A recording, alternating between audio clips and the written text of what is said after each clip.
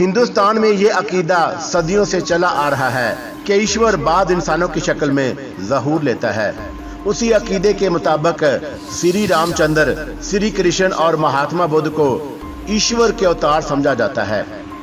हिंदुस्तान में मजहबी पेशवाओं को ईश्वर के अवतार समझकर उनकी मूर्तियों को भगवान के रूप में पूजा भी गया। दुनिया भर में सबसे ज्यादा मूर्तियां महात्मा बुद्ध की बनाई गईं और श्री रामचंद्र और श्री कृष्ण से ज्यादा उनकी प्रस्तुत की गई, क्योंकि बुद्ध धर्म हिंदुस्तान से निकलकर पूरे मशरिक़ बैद में फैल गया था। महात्मा बुद्ध देवताओं के कायल न थे, खुदा को एक मानते और निजात आखिरवी पर यकीन रखते थे। उन्होंने अपने मानने वालों को वसीयत की थी कि मरने के बाद उनके राख की पूजा ना की जाए, मगर यह हकीकत बड़ी दिलचस्प है कि दुनिया में सबसे ज्यादा पूजा उन्हीं की होती है। मेरी जुबान पर आप ही आप या हय्यो या कय्यूम के शब्द आ गए। मैं बार बार उन्हें दोहराने लगा और मुसलमानों की तरह कभी कभी उन अल्फाज में प्रार्थना भी करता, ऐ कादरे मतलब खुदा मेरी मदद कर, क्योंकि तू बेसहारों का सहारा है। मगर जुबान पर या हय्यो या कय्यूम ही का वजीफा था। ना जाने कब तक गड़गड़ाता और उसका नाम जपता रहा। होले होले मेरे बेकल मन को चैन सा आने लगा। फिर एक नामालूम सी आवाज, जो शायद पत्थर की दीवार से नागहां फूट पड़ी या कहीं छत से निकली थी, मुझे सुनाई दी, और ये थी वो आवाज, क्या खुदा अपने बंदों के लिए काफी नहीं? ये आवाज सुनकर मैं डर गया और अपने आप पुकार उठा, क्यों नहीं मालिक, तू मेरे लिए बहुत है, फिर घबराता क्यों है? और इस आवाज के साथ ही मेरी सारी घबराहट, बेचैनी, बेकली यकलख्त जाती रही और मन को एक अजीब सी तस्कीन मिली। मैं नहीं जानता कि आवाज कहाँ से आई, मगर मैंने सुनी जरूर और सोचने लगा। अगले वक्तों में रशियों, मनियों, सूफियों और पैगंबरों को इसी तरह ज्ञान होता होगा।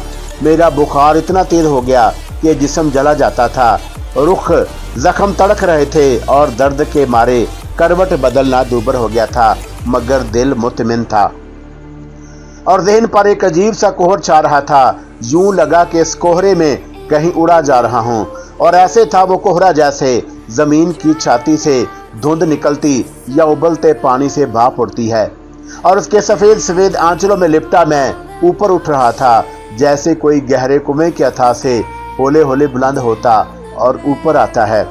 फिर ऊपर ही ऊपर मैं उठता चला गया। बड़ी तवील थी वह प्रवाद और मैं अनजाने फासलों से गुजर रहा था, मगर अजीब बात यह थी कि उस परवाज के दौरान मुझे अपने बुखार की हिद्दत और शरीर की तपश का एहसास था। मैं कभी कभी दर्द से करा भी उठता, क्योंकि जिस्म में दर्द की लहर भी साथ साथ दौड़ रही थी।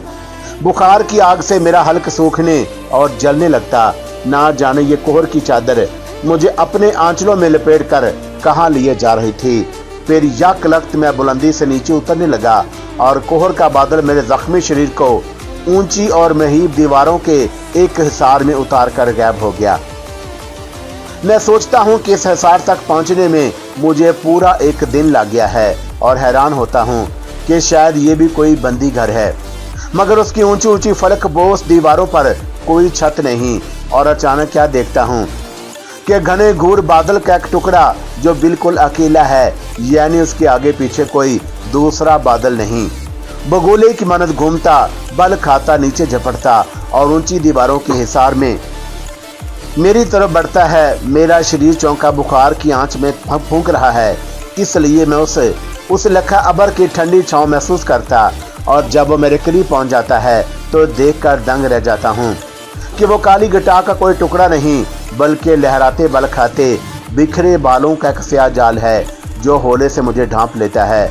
और स्याह जाल की चिलमन हटाकर देखता हूं तो मंजूरी मुझ पर अपने घने रेशमों के बालों का साया किए बैठी है, और मैं हैरान हूं कि वह यहाँ कैसे पहुंच गई। मंजूरी मेरे दिल की बात समझ लेती है और कहती है, सवामी, जब तुम रंगामती से चले मैं समझ गई थी कि मेरे बापू के बैरी से लड़ने जा रहे हो, जिसने रूप तारा को मार दिया था और अब किसी और की जान लेना चाहता है। मुझे तुम्हारी बड़ी चिंता थी, क्योंकि तुम सोचते ज्यादा और अमल कम करते हो। जब भी इस बंदी घर में आप फंसे और यहाँ से जख्मों से चूर चूर पड़े हो, और मैं तुम्हारे लिए दवा लेकर आई हूँ। ये कहकर उसने कोई सफेद सफूफ निकाला और मेरे जख्मों पर चोटों पर मलने लगी, जिनसे उनकी चुभन और ईंठन जाती रही। फिर बोली, तुम कैसे मर्द हो, इन दीवारों को तोड़कर निकल नहीं सकते? मैं अपनी मजबूरी बयान करता हूँ। मेरे पास कोई वसूला, कोई कदाल नहीं कि दीवारों को तोड़ सकूं, कोई कमांड नहीं कि नीचे उतर सकूं। तुम्हें ये चीजें मिल जाएंगी, फिर मैं सींध लगाकर बाहर आ जाऊंगा। मगर सींध लगाओगे कहाँ? दीवार में। दीवार तोड़ोगे तो छत तुम्हारे ऊपर आ गिरेगी, फिर सींध कहाँ लगाऊं? आओ मैं तुम्हें बताती हूँ। वो मेरा हाथ पकड़ कर चली तो मैं हैरान था कि बखूबी चल फिर सकता हूँ।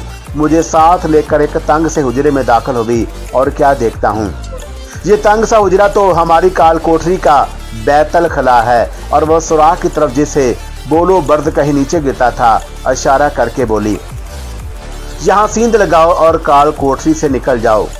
हम हुजरे से निकले तो फिर ऊंची दीवारों के उसी हिसार में थे। मंजूरी ने लंबे घने बाल लहराए और कहा, जिसे लेने आए हो उसे छोड़कर ना जाना। और मैं उसके अजीब फिक्रे पर सोच रहा था कि वो बाल लहराती एक तरफ लपकी जैसे धुएं का एक मरगूला लहराता या काली बदली का टुकड़ा उड़ाता है, और देखते ही देखते स्याह बेगोले में तब्दील होकर इस तरह गायब हो गई जिस तरह अचानक नमूदार हुई थी। मैं कुछ देर खड़ा ऊपर देखता रहा, फिर एक तरफ चलने लगा। अभी थोड़ी दूर चला था कि अंधेरे में एक खटका सुनकर चौंक पड़ गया और मुझ पर एक खौफ सा तारी होने लगा। मैं ऊंचे हिसार की गहरी तारीकी में हड्डियों के कड़कड़ाने की आवाज सुन रहा था, जैसे कई मुर्दे चल रहे हों। दहशत और खौफ से मेरे पांव लड़खड़ाने लगे कि नागहां कहीं रोशनी का झमाका हुआ, जैसे बिजली चमक जाती है, और उसका वक्फा पलक झपकने से ज्यादा न था। मगर उस जरा सी उड़ती और गुम होती साथ में मैंने चाचा चक्रवर्ती का भूत देखा, जो एक हाथ में बसोला पकड़े, दूसरे हाथ में कुदाल उठाए और कंधे पर एक भारी कमंद लटकाए अजीब दीवानगी और वहशत के साथ हमारी कोठरी के बैतल खला में दाखिल हो रहा था। गोया किसी का खून करने जा रहा हो। हैरत अंगेज और हैबतनाक मंजर देखकर बेइख्तियार मेरी चीख निकल गई, और उस घटाटूप अंधेरे में जो रोशनी का जरा सा झमाका होने के बाद कुछ और गहरा हो गया था, किसी ने फौरन ही मुझे चुपके से कंधों से पकड़ लिया। ये समझ कर के शायद चाचा का भूत ही मुझे चिमट रहा है, मैं घबरा कर एकदम उछला और चिल्लाया, मुझे छोड़ दो। उस गहरे अंधेरे में आवाज आई, क्या हुआ कैसे बेटे, तुम डर क्यों गए? और यह बात चाचा चक्रवर्ती की नहीं बल्कि काया पैंथा की थी। मैंने सर को एक दो बार झटका, आंखें झपकी, फिर देखा। आंखों के सामने अंधेरा था, और ये अंधेरा हमारी काल कोठरी का था, जिसमें काया पैंथा का साया करीब ही बैठा दिखाई दिया। यानी मैं सपने में डरकर नींद से जागा और हड़बड़ाकर उठ बैठा था। तो कितनी रातों के बाद आज मैंने फिर सपना देखा था। काया पैंथा अभी तक हैरत का बुत सा बना मुझे कंधों से पकड़े बैठा था, और मेरा शरीर हल्का हल्का लग रहा था, क्योंकि मैं गहरी नींद सोया था, और सपने गहरी नींद में ही आते हैं जब भी रूह जिस्म से अलग होकर अजीब अजीब मंजर देखती है। सूफी अब्दुल जब्बार ने ख्वाबों का यही फलसफा बयान किया था। भगवान का शुक्र है तुम्हारा बुखार उतर गया। काया अब मेरे हाथ देख रहा था। मुझे ना बुखार उतरने का होश था, ना अपने जख्मों का ध्यान। जख्म अभी तक हैरत अंगेज सपने में उलझा था। क्या सवेरा हो गया? यहाँ अंधेरा उजाला एक सा था। आंख खुलने का मतलब था सवेरा, मगर काया ने बताया रात का आखिरी पहर है। अरे अभी रात नहीं बीती और मैं समझ रहा था बहुत सो लिया। हाँ, सो तो बहुत लिए, पूरी 2 रातें और 1 दिन सोए रहे, और अब जागे हो। 2 रातें 1 दिन सोया रहा। मैं समझा शायद काया पैंथा मजाक कर रहा है, मगर वह बताने लगा, मेरी कल की रात जागते कटी, क्योंकि तेज बुखार से तुम पर गशी तारी थी। कल का सारा दिन भी बेचैनी में गुजरा। इस बेहोशी की हालत में, जिसे नींद कहते हैं, तुम कभी कभी पानी मांगते थे, क्योंकि बुखार की आग से तुम्हारा शरीर फूंक रहा और हलक बार बार सूखता था। मैं बार बार तुम्हारे मुंह में पानी के चंद कतरे डाल देता, क्योंकि मैंने अपने हिस्से का पानी भी तुम्हारे लिए बचा लिया था, और भगवान से प्रार्थना करने लगता कि वो मुझे क्षमा कर दे और तुम्हें अच्छा कर दे। कल दोपहर को जब पहरेदार भोजन लेकर आया तो बुखार से तुम बेहोश पड़े थे और सांस धूकनी की तरह चल रही थी। वो भी देखता ही रह गया, और मैंने सोचा उसे कहकर थापा बहादुर से कोई दवाई मंगवाऊं जिससे बेहोशी की दवा दूर हो, मगर तुमने मना कर दिया था। फिर पहरेदार रात का खाना ले आया और पूछने लगा, नए बंदी को सुरत आई के नहीं? नहीं, मैंने जवाब दिया, कल से बेसुध पड़ा है, थापा को बोल देना। फिर वो चला गया और मैं तुम्हारी देखभाल में लग गया। मगर आज रात जरा अपनी कमर सीधी करने लेट गया कि तुम चीख मारकर हड़बड़ाकर उठ बैठे। अपनी बेहोशी और बीमारी का ये हाल सुनकर मेरी हैरानी की हद ना रही। मैं तो समझा था कि सोया रहा और ना जाने कहां कहां उड़ता रहा, मगर मेरी नींद असल में गशी और तवील परवाद एक तवील बेहोशी थी। बुखार की तेज आंट से उठने वाले जिस्मानी बुखारात ने सफेद कोहरे की शक्ल इख्तियार कर ली जो मेरे ज़हन को उड़ाए फिरते थे। मगर वो सपना कितना अजीब था। मंजूरी घटा के हवेले की तरह लहराती और जुल्फों के बगोले की मानद घूमती चकराती आई और मेरे जख्मी जिस्म पर दवा मलकर चली गई।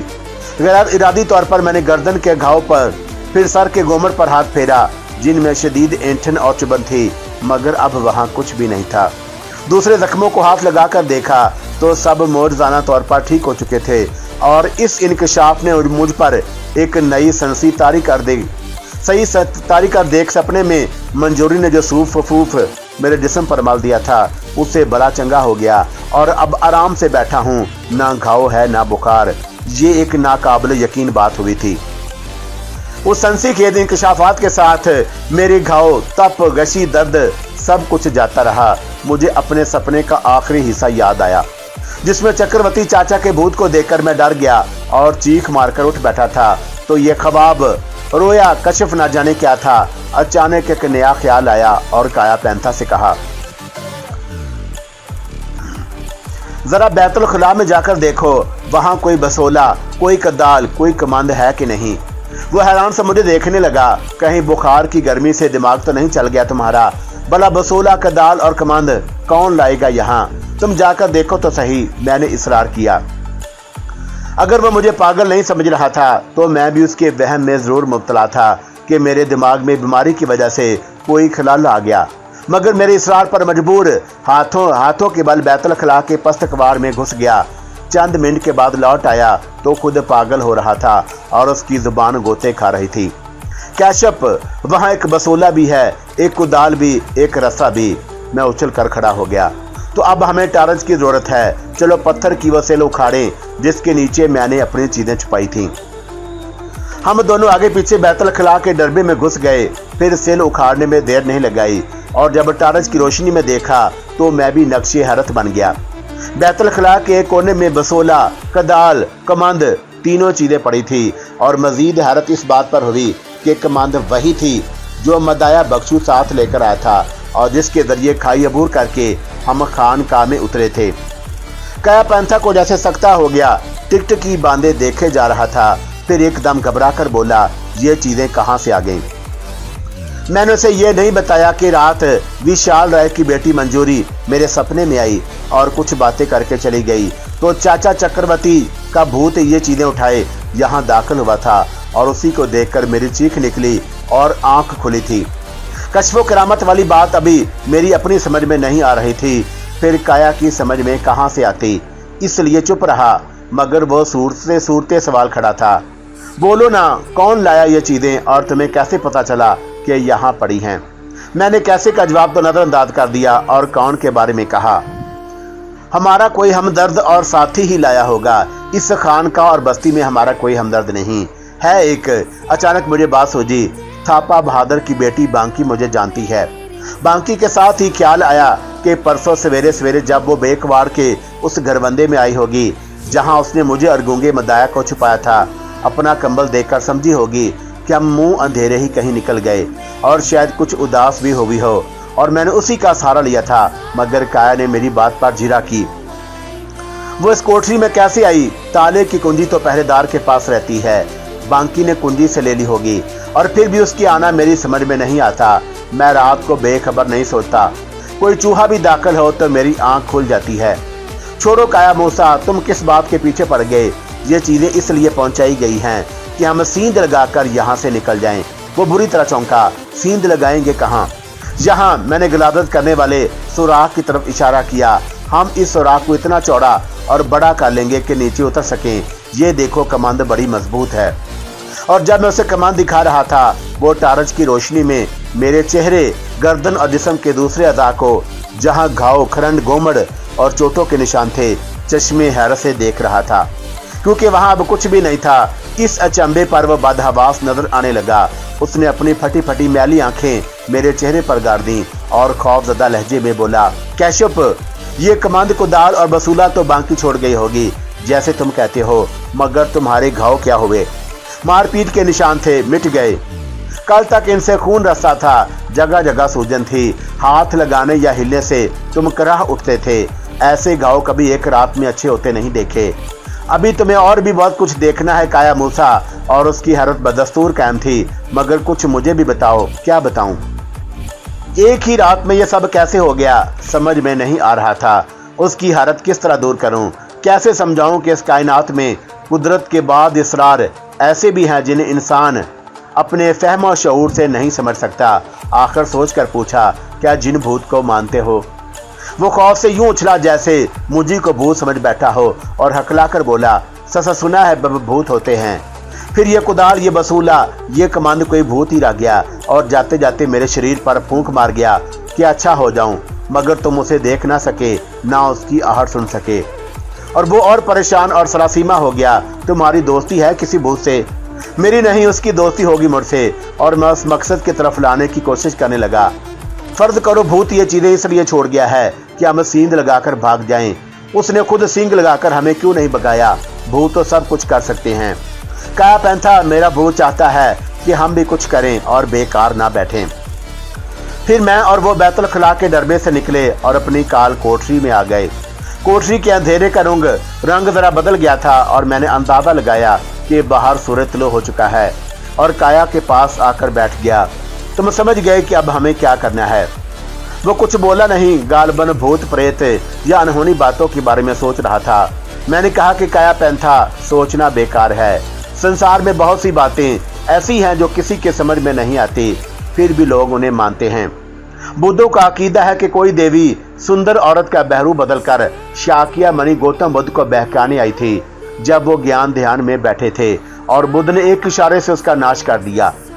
हिंदू हनुमान जी की पूजा इसलिए करते हैं कि वो घायल लक्ष्मण को अच्छा करने के लिए पूरा पहाड़ी से अपनी हथेली पर उठा लाए थे, जिस पर जख्मों को अच्छा करने वाली जड़ी बूटी उगती थी। बाइबल में पढ़ा है कि हजरत मूसा अलैहिस्सलाम ने अपना असा पानी पर मारा और समुंदर दो हिस्सों में फट गया। तब वो अपनी कौम को लेकर पाप्यादा उससे गुजर गए। एलिया लक्ष्मी ने अपनी चादर मारकर दरिया को दो टुकड़े कर दिया था।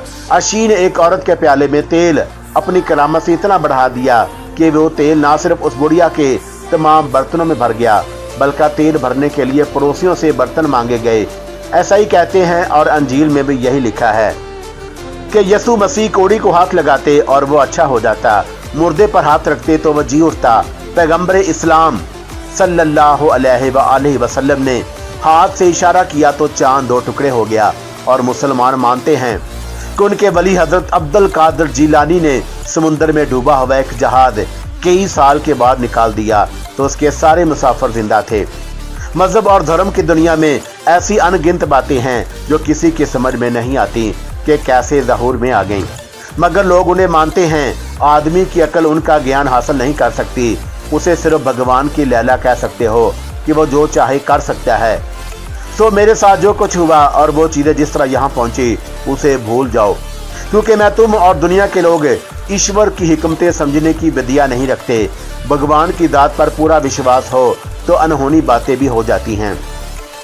ये भाषण सुनकर काया पैंथा की हैरत एक अजीब सी कैफियत में बदल गई और वो एक नई जज्बे से बोला, मैं समझ गया, बाद बातें भगवान की तरफ से होती हैं। शायद वो यही चाहता है कि हम सींध लगाकर यहाँ से निकल जाएं। मैंने इत्मीनान की सांस ली कि बात तो उसकी समझ में आ गई। फिर वो सरगोशी के अंदाज और कामती आवाज में कहने लगा, दिन को खानका के पहरेदार खड़का सुन सकते हैं, हम रात को सींध लगाएंगे, मगर तुम भोजन लाने वाले पहरेदार के सामने ना आना, वरना तुम्हें भला चंगा देकर वो शक में पड़ जाएगा। उसकी आवाज इसलिए कांप रही थी कि रिहाई की आस पैदा हो गई थी। तो मेरे फटे कुर्ते की पट्टियां बनाकर जिससे खून पूंछते रहे हो, मेरी गर्दन सर हाथ पांव पर बांध दो और खून आलूद पट्टियों को देकर पहरेदार यही समझेगा कि मेरे घाव अभी भरे नहीं। बिल्कुल ठीक। फिर उसने खून आलूद कुर्ता फाड़ा और मुझे पट्टियां बांधने लगा। मेरे जख्म मोर्जाना तौर पर ठीक हो चुके थे, मगर हाथ पांव और सर पर बंधी पट्टियों से मैं एक जख्मी और मजरूब आदमी नजर आता था। उस काम से निमट कर हम दोनों ने रात के बासी भात और पीच की कड़ी से नाश्ता किया। रात मेरी बेहोशी के कारण काया पैंथा ने भी भोजन नहीं किया था। पहरेदार दोपहर का भोजन लेकर आया। उसने मुझे कराते सुना, जख्मों पर पट्टियां बंधी देखी और लौट गया। हमने दोपहर का और उसी रात का खाना भोजन भी किया ताकि शरीर में कुछ शक्ति आ जाए और बड़ी बेचैनी के साथ वक्त का इंतजार करने लगे। सींद लगाने के लिए आधी रात का समय तय पाया था। ठीक आधी रात को जब मेरी वेस्टर्न की घड़ी 12 बजा रही थी और हमारे अंदाजे के मुताबिक खानकाह की देखभाल करने वाले मुहाफिज बंदी घर के दरवाजों पर भारी तारे डालकर सो गए थे, हम चौपायों की तरह आगे पीछे बैतुल खला में दाखिल हुए और सींद लगाने की इब्तिदा की। काया ने बसूला संभाला और मैंने कुदाल उठाई और उस सुराख के पत्थर को उखाड़ने लगे जिससे बोलो बजर नीचे गिरता था। नाली से बदबूदार हवा आती थी, मगर अब बोया गंदगी की परवाह किसको थी। हम रेत, चूना और पत्थरों के छोटे छोटे टुकड़े काट कर बड़ी एहतियात और होशियारी के साथ सुराख से नीचे गिराते रहे ताकि आवाज पैदा ना हो। ये काम बड़ा मुश्किल और थका देने वाला था, मगर हमारी रहाई बल का जिंदगी का इन्हिसार भी उसी पर था। सुबह के 4 बजे हमने काम बंद कर दिया और 4 घंटों की मेहनत मशक्कत के बाद सुराख काफी चौड़ा और 2 फुट के करीब गहरा कर लिया। अंदाजे के मुताबिक वो नाली कोई 20 या 22 फुट गहरी थी। पहले दिन का काम देखकर सीन को उसके आखिरी किनारे तक खोदने के लिए तो 10 दिन और दरकार थे, मगर खतरा यह था कि खाई में गिरने और जमा होने वाला मलबा देख लिया गया तो हमारा भेद खुल जाएगा। इस सूरत में थापा बहादुर के बदतरीन तशद्दुद का भी डर था। फिर भी जिंदगी के लिए मौत से खेलना ही पड़ता है। काम खत्म करके हम कोठरी में आए तो सर्दी के बावजूद पसीने से भीगे हुए और दिल धड़क रहे थे, मगर उसकी जोत रोशन हो चुकी थी और काया को यह सोच परेशान करने लगी थी कि वह अपनी बेटी को इस नरक में छोड़कर फरार कैसे हो सकेगा। मैंने उसे समझाया, हम एक बार यहाँ से निकल गए तो जल पिन्ना को भी रहा करा लेंगे। कैसे रहा करा लेंगे? क्या गंजाल का हिसाब नहीं चुकाओगे? मेरी इस बात के ने उसके मन में फरार और इंतकाम के अलावा बहका दिए और अब वो एक बदला हुआ आदमी नजर आता था और कोठरी के अंधेरे में भी उसकी आंखें सुंदर बन के टाइगर की तरह चमकने लगती। 2 दिन और गुजर गए और 2 दिनों में सुराख 5 फुट और गहरा कर लिया, मगर इस अरसे में शास्त्रों और स्वरूप जी के आने की खबर नहीं मिली। हमने पूछा भी नहीं कि हो सकता है कि वो मेरी तलाश में खानकाह तक आए हों और गंजाल उन्हें ऊपर के कमरे दिखाकर वापस ले गया हो, मगर खाना लाने वाले पहरेदार ने किसी के आने जाने का जिक्र नहीं किया। दिन को पट्टियां बांधे लेटा रहता और जब पहरेदार भोजन लेकर आता और बैरूनी कोठरी का दरवाजा खोलता, काया मेरी खबरगिरी में लग जाता। कभी कभी उसके सामने मेरी हालत पर आंसू भी बहा देता। हमारे बीमारी के इस नाटक का मकसद यही था कि वह हमारी तरफ से मुतमिन रहे। ये नाटक कई दिन चलता रहा। हम दोपहर का भोजन करने के बाद शाम के 7 साढ़े 7 बजे तक सो लेते और आधी रात को सुरंग खोदने लग जाते। काम की रफ्तार भी कुछ बढ़ा दी गई, मगर जो सुरंग गहरी हो रही थी उसे खोदने में मुश्किल पेश आती गई, क्योंकि सुराख में एक आदमी घुसकर खुदाई कर सकता था। फिर भी 9वीं रात नाली के कौसनुमा खम तक खुदाई हो गई और टार्च की रोशनी में वो खम 2 फुट मजीद गहरा था। 2 फुट के नीचे गहरी खाई का खला था और वहां से खाई की गहराई का अंदाजा 30-40 फुट से ज्यादा ना था। हम कमांड के जरिए उसकी तह में उतर सकते थे और पूरब की तरफ चौंका खाई की गहराई बेतदरीज कम होती चली गई थी, इसलिए किसी मकाम से बाहर भी निकल सकते थे। अब हमारे फरार में सिर्फ 2 फुट का फासला है था। ये काम आने वाली रात पर छोड़ दिया गया और हम धड़कते दिलों के साथ कोठरी में आकर लेट गए। दोपहर को पहरेदार मामूल के मुताबिक खाना लेकर आया तो उसकी बातों में दर्द की झलक दिखाई दी। मुझसे कहने लगा, बड़ा कष्ट भोगा है तुमने बाबू, भले आदमी लगते हो। पुरोहित जी का कहा मान क्यों नहीं लेते? मगर पुरोहित जी तो चले गए तो क्या हुआ? तुम सरदार थापा को बोल दो, वो संदेश भेजकर उन्हें बुला लेगा। मैं चुप हो गया। क्या ये कोई नई चाल है? क्या सोचने लगे? उसने पूछा। काया का ध्यान किसी और तरफ था। मैंने जवाब दिया, सोचता हूँ कि पुरोहित गंजाल का कहा मान लेना चाहिए, मगर मेरा साथी मान जाए तब ना। इसे समझाओ, आप भी सोच लो। पहरेदार खाली बर्तन लेकर लौट गया। मैं जानता था कि वो आपसे आप नहीं बोला और उससे ये बात कहलवाई गई है कि हमें गंजाल का कहना मान लेना चाहिए। जुबान उसी की थी, अल्फाज किसी और के थे, अगर ये कोई नई चाल थी तो भी मैं नीम रजामंदी का आधार करके उसमें दिलचस्पी पैदा कर दी थी। अब पहरेदार थापा को जाकर बताएगा कि अगर काया पैंथा नहीं तो मैं जरूर अपनी ना को हाँ में बदलने की सोच रहा हूँ। उधर मेरा मकसद ये था कि उन्हें इस दिलचस्पी में उलझाए रखूं ताकि वह हमारी तरफ से कुछ गाफिल हो जाएं और हमें फरार का मौका मिल जाए। शाम तक हम मजे से सोते रहे। पहरेदार रात का भोजन लेकर आया तो पूछने लगा, कुछ सोच लिया तुमने? मैंने सोच लिया, मगर मेरा साथी नहीं मानता। अब पता चला कि मुझे काया पैंथा के साथ बंद करने का असल मकसद ये था कि मैं तशद्दुद और कैद की सख्तियों से तंग आकर उसे गंजाल की बात मान लेने की तरगीब दे सकूं। ये काया से सार गलियान की अमानत हासिल करने की आखिरी तरकीब थी। मैंने पहरेदार से सरगोशी की। काया पैंथा भी इस कोठरी से तंग आ चुका है। मैं 1-2 रातों में उसे मना लूंगा, मगर एक बात का डर है। किस बात से डरते हो?